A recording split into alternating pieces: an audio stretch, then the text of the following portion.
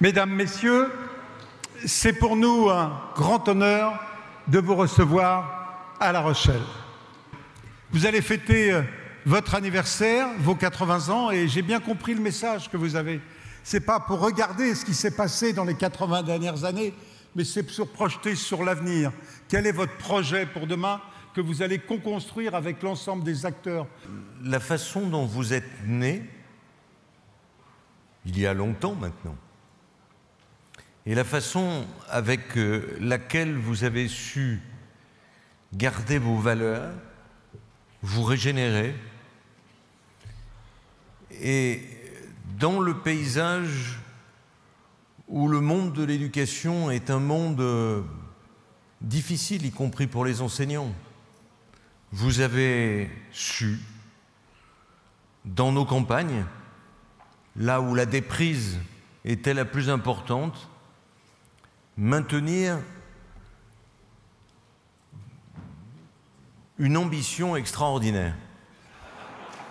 Je suis très heureux de vous recevoir en tant que président du département de la Charente-Maritime, mais aussi en tant que président des départements de France, parce que mes 104 collègues présidents de départements ou de collectivités territoriales à statut particulier, en particulier Outre-mer, me disent toujours qu'ils sont très heureux du travail qu'ils mènent avec vous sur le terrain. Et donc, en dehors du salut de la Charente-Maritime, vous avez celui de tous les départements de France. J'ai eu à... Je leur dirai que vous les avez applaudis, ça les encouragera pour les subventions, pour la suite des événements. À l'occasion du 80e anniversaire d'MFR, nous vous invitons à vous exprimer et à stimuler la créativité de chacun. Attention à tous, s'il vous plaît, nous accueillons les équipes des jaunes au stand jaune.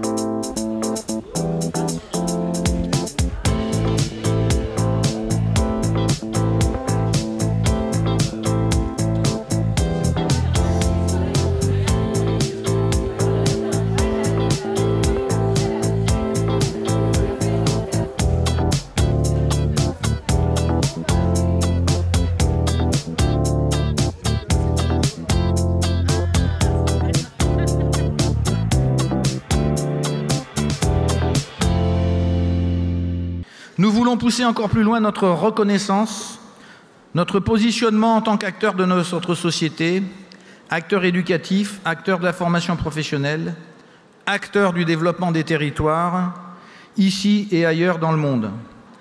Avec le Conseil d'administration de l'Union nationale, je tenais à l'occasion de ce 80e anniversaire des maisons familiales rurales à vous inviter à relever ces défis avec courage, obstination et fierté. Bravo à vous.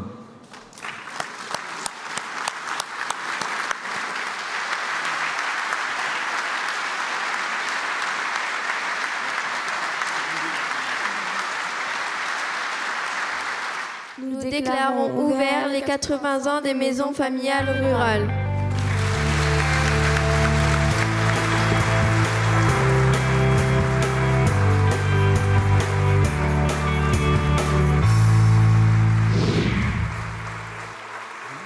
Deux maisons de 150, c'est 2 fois plus efficace qu'une maison de 300. Puisqu'on voyait nos effectifs gonfler, augmenter très fortement, passer de 28 000 à 50 000 au ministère de l'Agriculture, l'apprentissage se développait, on aurait pu continuer à grossir. Tout nous y poussait. L'administration trouvait que c'était beaucoup mieux. D'ailleurs, en général, il suffit que l'administration dise quelque chose pour qu'on fasse un peu l'inverse. C'est une réaction quasiment naturelle aux maisons familiales. On a pris le contre-pied. Pourquoi ? On a pris le contre-pied parce que ce qui fait la qualité d'une maison familiale, c'est la qualité des relations humaines. Ce n'est pas la concentration des moyens. C'est en permettant que se nouent des relations fortes entre les familles entre elles, entre les familles et l'équipe, entre le conseil d'administration et l'équipe, et évidemment entre les jeunes et l'équipe, que chaque jeune soit connu, soit reconnu. Et dans une maison de 150 jeunes, c'est plus facile que dans une maison de 450.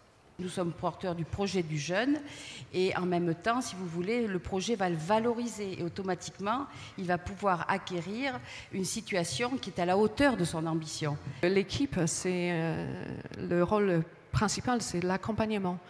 Accompagner la famille et le jeune, donc c'est-à-dire s'engager à faire route ensemble. Et vous avez participé à une étude sur les maisons familiales rurales. Et on vous demandait quoi par cette étude? On attendait quoi? On attendait deux choses. D'abord, on attendait d'un point de vue quantitatif de prouver que le système MFR fonctionne.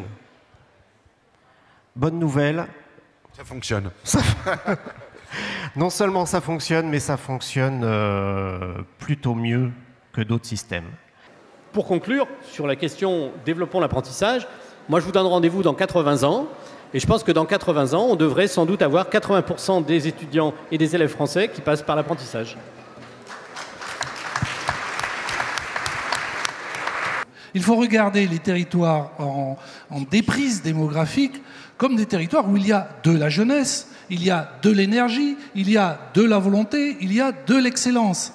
Et notre rôle, lorsqu'on a des responsabilités, c'est évidemment d'aider cette richesse à s'exprimer. À un moment donné, si vous avez une petite lumière qui s'est allumée, un truc, suivez-la. Suivez-la, suivez ce chemin de quelque chose qui vous a fait rêver. Sachez que quoi que vous entreprenez, ça ne sera pas facile, on a des seuils à passer. L'essentiel, c'est de persévérer sur cette voie. Et puis le dernier mot qui est pour moi très important, c'est la confiance. C'était la conclusion du ministre. Je crois que vous pouvez être confiant dans votre modèle, dans ce que vous faites. Et puis, je crois qu'il faut aussi que vous nous fassiez confiance, parce qu'on vous veut du bien et on sait qu'on s'en sortira ensemble.